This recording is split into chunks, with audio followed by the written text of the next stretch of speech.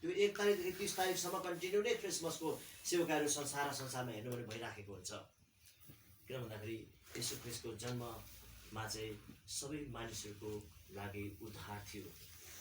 हालेलुया। सबै मानिसको लागि जीवन थियो, जसले गर्दाखेरि चाहिँ सारा संसारका मानिसहरू रमाहाट गर्छ यो दिनमा। केवल चर्च जाने क्रिस्चियनहरू मात्रै होइन, सारा संसारका मानिसहरूले क्रिसमसलाई चाहिँ उनीहरूले इच्छा गरिरहेको हुन्छ। अनि यहाँ तपाईँहरू इच्छा गरेर आइरहनु भएको कतिजना हाम्रो छिमेकी प्रियजनहरू हुनुहुन्छ। हामी धेरै खुसी छौँ तपाईँलाई देखेर। तपाईँले बहुमूल्य समय दिनुभएको छ हामीसँग। अनि ख्रिस्ट अनि मस यो दुईटा शब्द छ। प्राय गरेर म यो कुराहरू क्रिसमसको समयमा बताइरहन्छु। ख्रिस्ट भन्नाले चाहिँ अभिषेक भएको व्यक्ति, इनोइन्टिङ। स्वर्गबाट पिता परमेश्वरले सारा ब्रह्माण्ड, सारा सृष्टि, सारा मानव जाति सबै यावत हो सृष्टि गर्नुले परमेश्वरले चाहिँ अभिषेक गरेको व्यक्ति भन्ने बुझिन्छ। ख्रिस्ट भन्नाले चाहिँ ख्रिस्ट जो यीशु हुनुहुन्छ, उहाँ चाहिँ स्वर्गबाट नै अभिषेक गरेको व्यक्ति हो। के को लागि चाहिँ अब अभिषेक गरे त? केही अभिषेक गरेपछि उसलाई केही दायित्व, केही जिम्मेवारी दिइन्छ होइन। कुनै पनि मान्छेलाई एउटा कुनै पनि ड्युटी, कुनै पनि काम, कर्तव्य दिनु अगाडि उसलाई अभिषेक गरिन्छ। अनि त्यसरी नै येशू ख्रीष्टलाई पनि स्वर्गबाट अभिषेक गर्नुभयो, संसारमा पठाउनु भयो। अनि उहाँको ड्युटी चाहिँ के भन्दाखेरि चाहिँ सारा संसारमा भएको सारा मानिस जातिको पाप अधर्मलाई क्षमा गरेर उद्धार गर्नु। हालेलुया। अनि ती पापी मानिसहरूलाई उहाँ प्रार्थना गर्नु।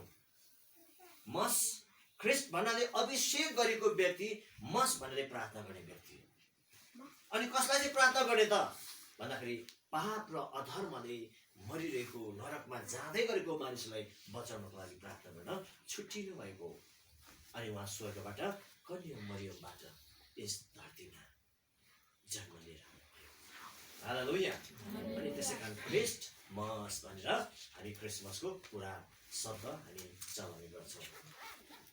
उहाँ 100% मानिस हुनुहुन्थ्यो अनि 100% ईश्वर हुनुहुन्थ्यो। बाइबल धर्मशास्त्रले त्यो कुराहरू बताएको छ। अनि कसरी उहाँ 100% ईश्वर हुनुहुन्थ्यो भन्दा यशाया भन्ने एकजना अगमवक्ता जो द्वारा चाहिँ प्रोफेसी भएको थियो, अगमबाणी भएको थियो, त्यो पनि कति वर्ष अगाडि भन्दा 700 वर्ष अगाडि नै येशू ख्रीष्टको जन्मको विषयमा अगमबाणी भएको थियो। त्यो एउटा ईश्वरको हुनु हो। कुनै पनि व्यक्ति हिस्ट्रीमा हेर्नुहोस्, कुनै पनि व्यक्तिको जन्म चाहिँ त्यसरी अचम्म प्रकारले अगाडि नै अगमबाणी भएर भएको बिरलै चाहिँ पाइँदैन। अझै अर्को मिका, होसे भन्ने एउटा ठुला अगमवक्ताहरू थिए। उनीहरूद्वारा फेरि परमेश्वरले पवित्र आत्माद्वारा 500 वर्ष पछाडि फेरि बोल्नुभयो, एकजना शासकको जन्म हुँदैछ भनेर, उद्धारकर्ताको जन्म हुँदैछ भनेर। यसरी 500-700 वर्ष अगाडिदेखि नै येशू ख्रीष्टको जन्मको बारेमा चाहिँ अगमबाणी हुँदै आएको थियो। साथसाथै जब उहाँ कन्या मरियमको गर्भमा आउनुभयो तब गाब्रिएल भन्ने एकजना स्वर्गदूत स्वर्गबाट आएर त्यो कन्या स्त्रीलाई बताउनु, धन्य ती स्त्री भनेर त्यतिखेर त्यो कन्या मरियमलाई भन्नुभएको छ, तिमीद्वारा एकजना व्यक्तिको जन्म हुनेछ जसको नाम येशू राख्नु भनेर भनिएको छ। यो अचम्म प्रकारको कतिवटा घटना मैले बताउँदैछु, किनभने उहाँ चाहिँ ईश्वर हुनुहुन्छ भन्ने कुराको यो प्रुफहरू हो। अनि उहाँ कन्या मरियमद्वारा जन्मनु भयो। जन्मे पछाडि फेरि के भयो भन्दाखेरि उहाँको मृत्युको बारेमा फेरि अगमबाणी भयो। ऊ चाहिँ सारा संसारको पापलाई लिएर कल्वारीको क्रुसमा बलिदान हुनुहुनेछ अनि मर्नुहुनेछ अनि उहाँलाई गाडिनेछ। तर मृत्युबाट पनि फेरि उहाँ पुनरुत्थान हुनेछ। मृत्युले उहाँलाई थोरै राख्नु सक्दैन किनभने उहाँ ईश्वरको पुत्र हुनुहुन्छ भनेर यो अगमबाणी भयो। साँच्चै नै पछि रोमी शासकले उहाँलाई ढाके, घोडा हाने, कुटे, मारे। तर 3 दिन पश्चात फेरि पुनरुत्थान। 40 दिनसम्म 500 जना मानिसहरूको अगाडि यसरी बोल्दा बोल्दै, मैले जसरी बोल्दैछु त्यसरी बोल्दा बोल्दै उहाँ स्वर्ग चढिजानु, उचालेर जानु। ती गवाहहरू अहिले पनि छन्। ती गवाहीहरू बाइबलले दिएको छ। यस कारणले गर्दा उहाँ चाहिँ 100% ईश्वर हुनुहुन्थ्यो, गड हुनुहुन्थ्यो होइन। उहाँ ईश्वर हुनुहुन्थ्यो। अब 100% मानव कसरी भयो त भन्दाखेरि म तपाईँलाई यो कुरा भन्न चाहन्छु। उहाँ मान्छे जस्तो बोल्न थाल्नु, मान्छे जस्तो खान थाल्नु, मान्छे जस्तो हिँड्न थाल्नुभयो, मान्छे जस्तो कार्पेन्टरको कामहरू गर्नुभयो। धेरै यस्तो बाइबलमा उहाँको स्टोरीहरू छ। किन चाहिँ मान्छे हुनु पर्यो त त्यसो भने 100% उहाँ ईश्वरै भनाउनु भएको भए हुन्थ्यो नि भन्ने एउटा क्वेसन आउँछ धेरै मानिसहरू। तर त्यहाँ एउटा परमेश्वरको योजना चाहिँ महान छ। उहाँ ईश्वरबाट स्वर्गबाट आउनुहुने ईश्वरले बोल्दाखेरि मान्छे जस्तो बोल्नुहुन्न थियो। स्वर्गको भाषा हुन्थ्यो त्यहाँ, स्वर्गको रूप रङ, स्वर्गको प्रकारको चाहिँ पहिरन, स्वर्गको प्रकारको भाषामा बोले भए संसारको मानिसले के बुझ्थ्यो?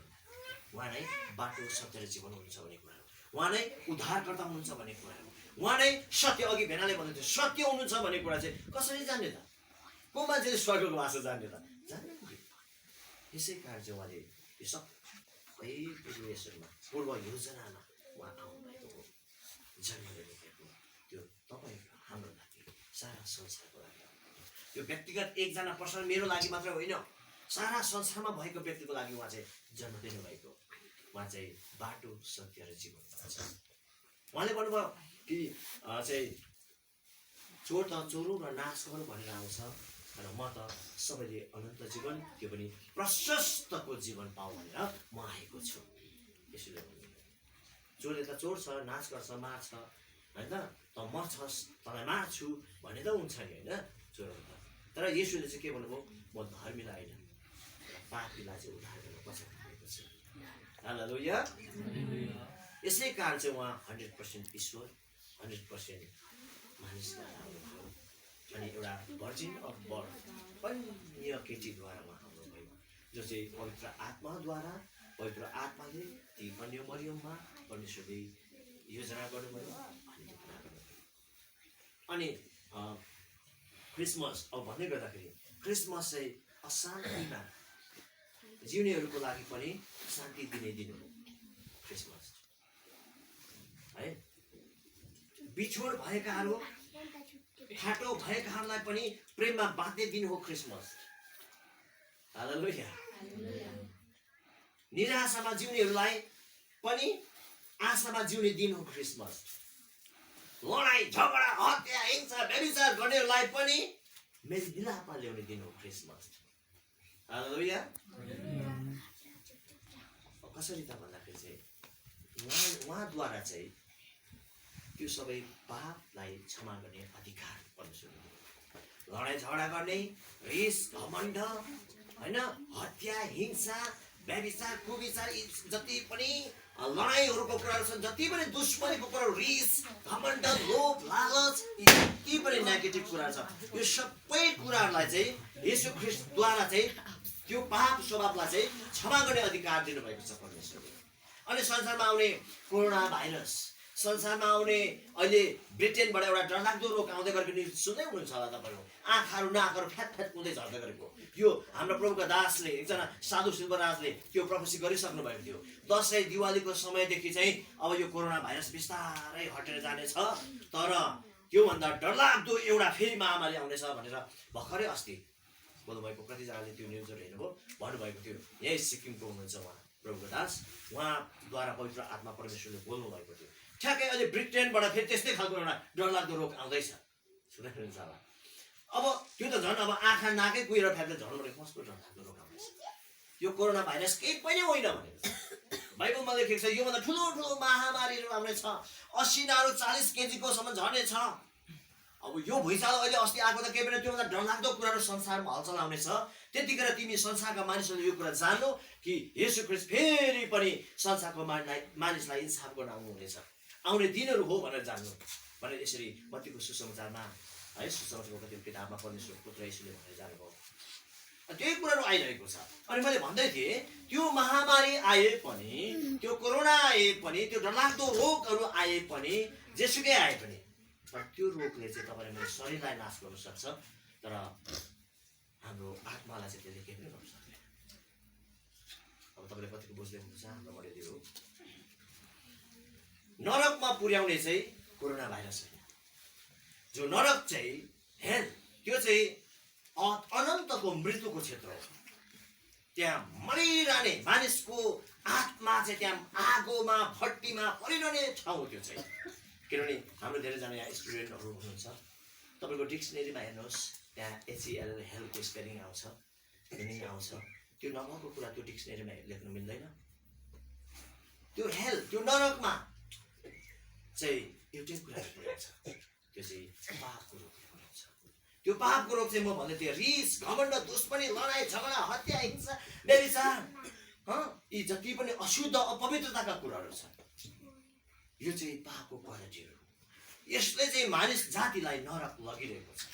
धेरै मानिसहरू यो कारण नरक जाँदैछ। अब यसो आउनुहुन्छ त्यो समय त्यो अझै पनि रिस, घमण्ड, दुश्मनी राख्ने त्यो भावनाको व्यक्तिहरूको इन्साफ उदाहरण हुन्छ। तर मिठो कुरा छ, त्यही कुरालाई चाहिँ त्यही कुराहरूबाट चाहिँ त्यही पापको रोगबाट बचाउनुको लागि चाहिँ परमेश्वरले आफ्नो प्रिय पुत्रलाई संसारमा पठाउनु भएको। हालेलुया। अनि उहाँले भन्नुभयो I am the way and the truth and the life. मैले अस्ति तल गस्पेलमा पनि यो भन्दै थिएँ, बाटो सत्य र जीवन म नै हुँ, मद्वारा मात्रै पिता कहाँ जान सक्नेछ। तर धेरै व्यक्तिले भन्ने गर्नुहुन्छ येशू ख्रीष्टको त्यो वचन चाहिँ घमण्डी शब्द हो, मै हुँ भन्ने शब्द हो भन्छ। मै बाटो, मै सत्य, मै जीवन हो भन्छ, अरू चाहिँ होइन र भन्ने कुराहरू भन्छ भनेर कति मानिसहरू कन्फ्युज हुनुहुन्छ। तर म यसमा एउटा इक्जाम्पल म तपाईँलाई दिन चाहन्छु। एउटा व्यक्ति क्यान्सर लागेर अझै हस्पिटलमा मर्नु लागिराखेको छ, मृत्युसँग चाहिँ लडिराखेको छ। त्यो मानिसलाई 50,000 को दरोकार पर्यो। 50,000 जब उसलाई त्यहाँ डक्टर कहाँ त्यहाँ चाहिँ डिपोजिट राख्छ, तब त्यो क्यान्सर लागेको बिरामीलाई चाहिँ अपरेसन गर्न सुरु गर्छ। यो सानो स्टोरी तपाईँ सुन्नुहोस् है। तर उसँग 50,000 छैन। 50,000 नभएको कारण त्यो क्यान्सर लागेको बिरामी चाहिँ मर्नु आँटेको हुन्छ। तर त्यतिखेर त्यहाँनिर सपोज एउटा इक्जाम्पलको लागि म भन्दैछु, त्यहाँनिर हाम्रो भुपेन बेना अनि हाम्रो चाहिँ सुवर्ण अनि म यहाँ सन्तोष भाइ पुग्यौँ। त्यो बिरामी मर्न लागेको छ। अब त्यहाँ डक्टरले 50,000 रुपियाँ डिपोजिट राखेपछि मात्रै त्यो मेडिसिन सुरु हुन्छ, ट्रिटमेन्ट सुरु हुन्छ भनेको छ। तर त्यो बिरामीसँग छैन। त्यहाँ हामी 4-5 जना व्यक्ति त पुग्यौँ। अब त्यहाँनिर हालत कस्तो छ। अनि त्यतिखेर मसँग 50,000 छैन, सुवर्णसँग पनि छैन, भेनासँग पनि छैन, सन्तोष भाइसँग छ। सन्तोष भाइ 50,000 इक्जाम्पल भन्दैछु। त्यतिखेर त्यो बिरामीलाई अब बाँच्नुको लागि उसले जीवन माग्दैछ, मलाई बचाउनुहोस्, सहयोग गर्नुहोस् भन्दै छ। अब हामीसँग पैसै छैन त हामी कसरी भन्नु सक्छौँ म तपाईँलाई 50,000 दिन्छु भने। तर सन्तोष भाइले चाहिँ भन्नु सक्नुहुन्छ त्यतिखेर गोजीमा छ उहाँको 50,000। त्यसले उहाँले भन्नु सक्नुहुन्छ ल तिम्रो ट्रिटमेन्ट सुरु गर, तिमी बाँच, ल म दिन्छु। अनि त्यतिखेर निकालेर दिन्छ अनि दबाई मुसाले सुरु हुन्छ। हालेलुया। मैले यो उदाहरण दिनुको कारण चाहिँ येशू ख्रीष्टसँग चाहिँ त्यसै कारण चाहिँ जीवन थियो, बाटो थियो, सत्य थियो, त्यसै कारण उहाँले त्यो दिनुभयो। हालेलुया। अनि मानिसलाई उद्धार गर्नुभयो, अनन्तको राज्य स्वर्ग हेभनमा जाने बाटो बन्नुभयो, जीवन बन्नुभयो, सत्य बन्नुभयो। यही कुराको लागि संसारमा उहाँ जन्म लिएर आउनुभयो। क्रिसमस। हालेलुया। र यहाँनिर म तपाईँलाई एउटा खण्ड पढेर म धेरै अब भन्दिनँ, प्रायः मैले भनिसकिहालेँ क्रिसमसको विषयमा। यहाँ धर्मशास्त्र बाइबलको 2 अध्याय तपाईँले खोल्न सक्नुहुन्छ, छैन भने सुन्न सक्नुहुन्छ। 2 अध्यायको 10 र 11 खण्ड म तपाईँलाई पढ्न चाहन्छु। तब स्वर्गदूतले तिनीहरूलाई भने नडराऊ। यो चाहिँ कतिखेरको घटना हो भन्दाखेरि चाहिँ येशू ख्रीष्टको चाहिँ जन्म भएपछि फेरि स्वर्गदूतले नै आएर फेरि त्यहाँ गोठाला बस्नेहरूलाई खबर गरेको छ। भेडा चलाउँदै बस्ने, चौरमा बस्ने व्यक्तिलाई होइन, यस्तो व्यक्तिको जन्म भएको छ, त्यो पहिला भएको अगुवानीको कुराहरू पुरा भएको छ भन्नलाई स्वर्गदूतहरू स्वर्गबाट ओर्ली आएर फेरि पनि त्यहाँ सन्देश दिएको छ। यो घटना हो चाहिँ।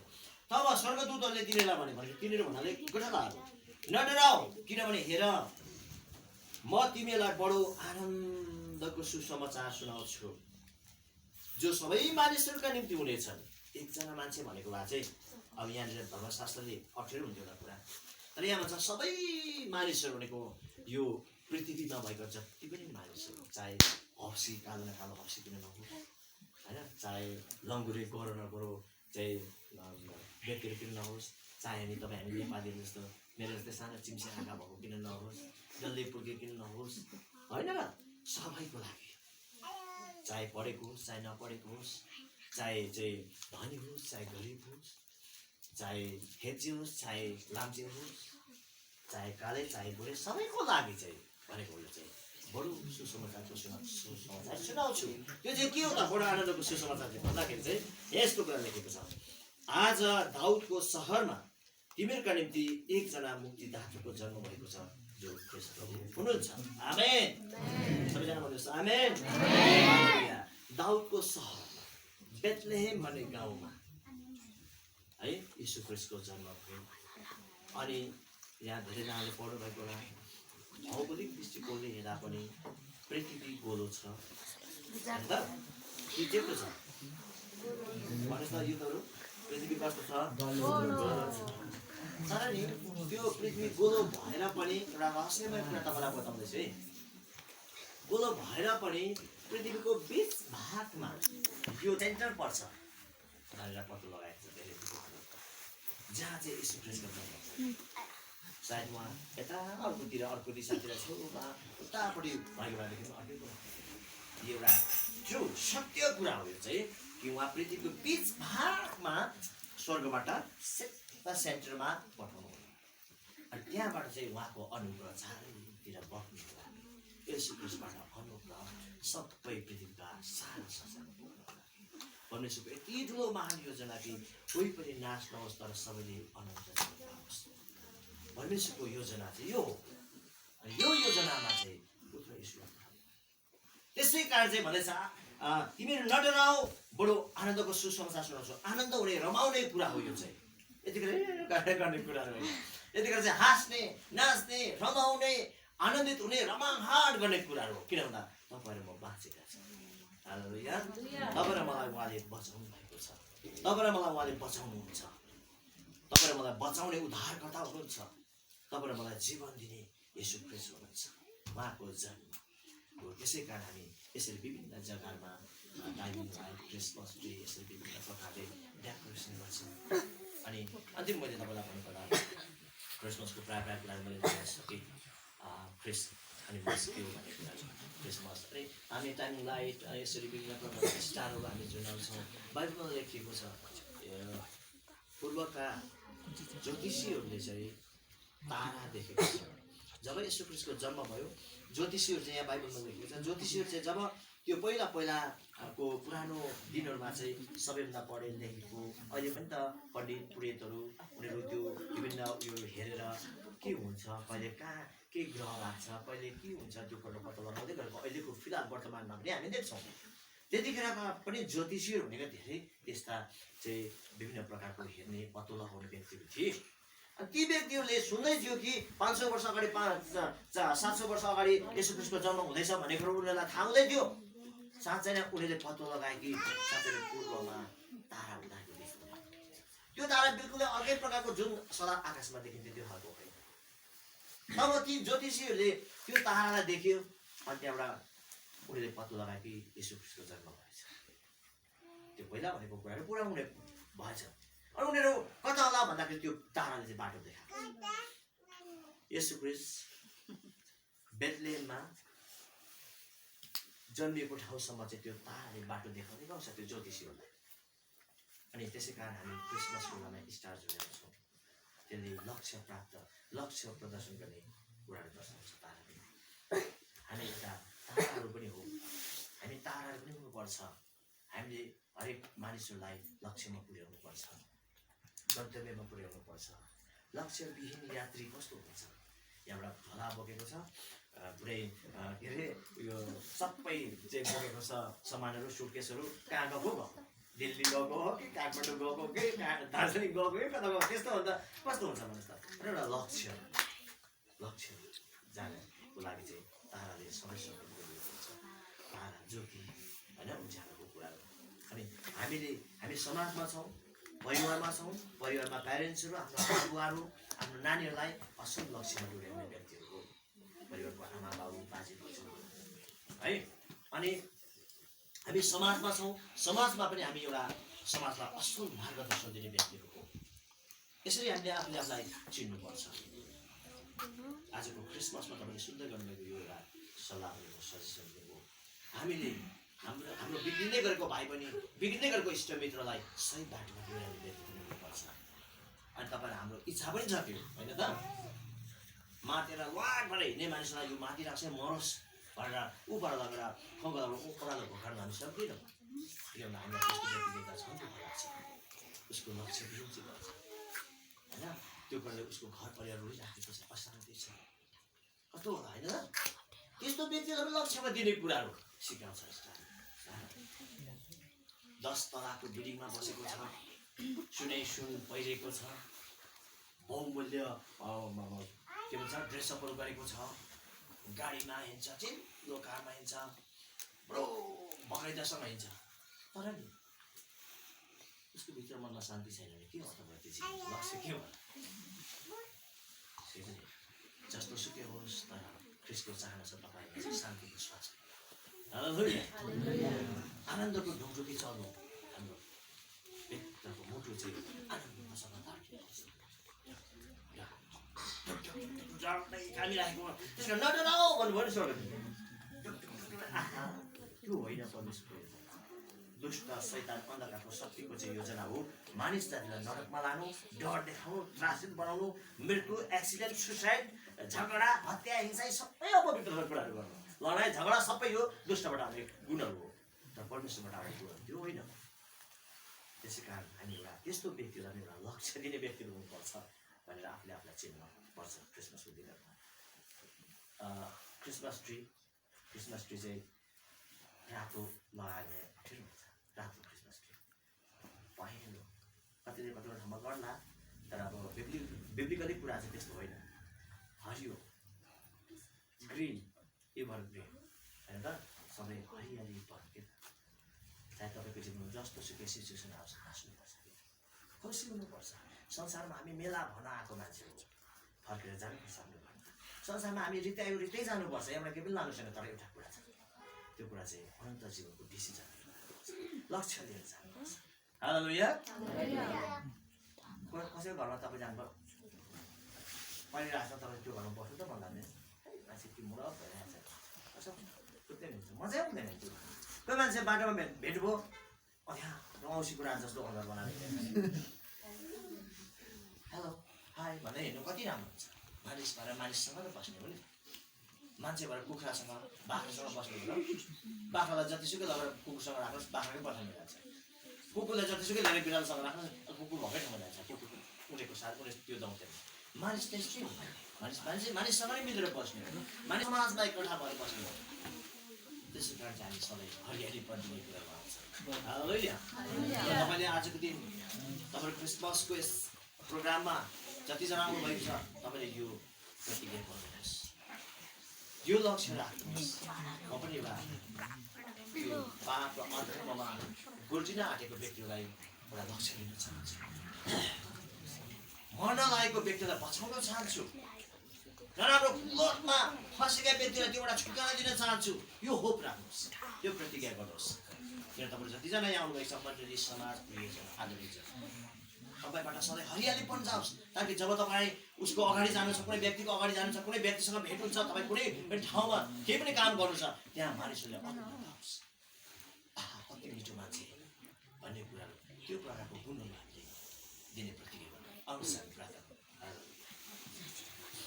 पवित्र परमेश्वर, पवित्र पुत्र येशू, पवित्र आत्मा, तपाईँलाई धन्यवाद। आज क्रिसमस 25 डिसेम्बर, आज जतिजना यहाँ हामी छौँ, र हामीले जुन कुराहरू तपाईँको वचनको आधारको कतिवटा इक्जाम्पलहरू हामीले यहाँ सुन्न र सुनाउन पायौँ। र अब हामी प्रतिज्ञा गर्छौँ, हामी यो निर्णय गर्छौँ कि तपाईँ परमेश्वरको राज्यको एउटा हिस्सेदार व्यक्ति हामी बन्न सक्छौँ। कोही पनि नाश नहो, तर सबैले अनन्त जीवन पाऊ भन्ने योजनामा जब तपाईँ आउनुभयो, त्यो योजनालाई फलो गर्ने व्यक्तिहरू बन्न सक्नु प्रतिज्ञा गर्छौँ। हामी बिग्रिन नाश हुन लागेका व्यक्तिहरूलाई लक्ष्य र गन्तव्य देखाउने व्यक्ति बन्न चाहन्छौँ। हामीबाट सधैँ अल्लाह अनुकूल मिल्ने, हरियाली बनाउने, ज्योति आउने कुराहरू हाम्रो जीवनबाट सदैव आउने 2021 खुसीको सारा जीवन बन्न सकेको छ भनेर प्रार्थना गर्छु। यहाँ जतिजना आउनुभएको छ प्रत्येक व्यक्तिको जीवनमा परमेश्वर तपाईँले यिनै कुराको प्रतिज्ञासहितको आशिषमय जीवनबाट तपाईँ महिमा दिनुहोस्। प्रभु धन्यवाद, सुरुदेखि यस घडीसम्म तपाईँले हामीलाई सहायता गर्नुभयो, धन्यवाद। जोडले आज परमेश्वर तपाईँको वचन सुने, तपाईँको वचनमा लेखिएको छ यदि कसैले मेरो वचन सुन्छ भने त्यो मानिस सुखी हो। तपाईँको वचन हितोपदेशको 8:34 खण्डमा लेखिएको छ। अनि तपाईँको त्यो धर्मशास्त्रको त्यो वचन अनुसार आज जो व्यक्तिले सुनेको छ ती व्यक्ति अब खुसी भएको छ, सुखी भएको छ, आनन्दित भएको छ भने म विश्वास गर्दछु। धन्यवाद परमेश्वर। अब रहल उपरान्त कतिवटा प्रोग्रामहरू छ, नृत्य, गायन, गेम्सहरू छ, ती सबै कुरामा तपाईँले आशिष गर्नुहोस्। हामी प्रार्थना गर्छौँ परमेश्वर, यी केकलाई हामी प्रार्थना गर्छौँ। अब हामी यो केक काट्न लागेका छौँ। यो केकमा विभिन्न प्रकारका चाहिँ सामानहरू मिसावट गरिएको छ र एउटा सिम्बो केक बनिएको छ। अनि यसबाट आउने जुन एउटा स्वादिलो स्विट मिठोपन छ, गुण छ, जसले आज क्रिसमसको दिन आएर यो केकलाई खाँदै हुनुहुन्छ उहाँको जीवनबाट सदैव त्यो मिठोपन निस्कन सकेको गर्छौँ।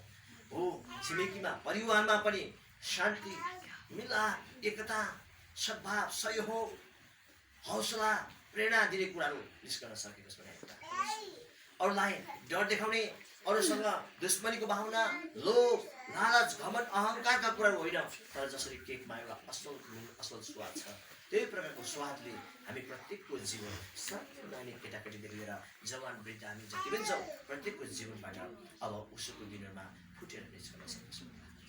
यसै 58को 8, 9, 10 अनुसार बिहानको ज्योति झैँ फुटेर निस्कन सकेको छ। प्रार्थना गर्छौँ कोही पनि यहाँ समस्यामा हुनुहुन्छ, अशान्तिमा हुनुहुन्छ भने, कुनै रोग विराममा उहाँको शरीरमा दर्द वेदनाहरू छ भने पनि ती सबै कुरामाथि तपाईँको चेताइ हामी घोषणा गर्छौँ। तपाईँ येशूले खानुभएको कुराको चोखा ती सबै अशान्ति, अभाव, घटी, कमी, दुःख, पीडा, ती जति पनि चाहिँ दुष्टले ल्याएको छ ती सबै कुरालाई येशूको ज्योतिमा ती सबै कुरा हटाउनुपर्छ। धन्यवाद परमेश्वर, सबै कुराको लागि धन्यवाद दिए। सारा महिमा, सारा आदरणले आशिष अनुग्रह मान्छौँ जीवित येशू ख्रीष्टको नाममा।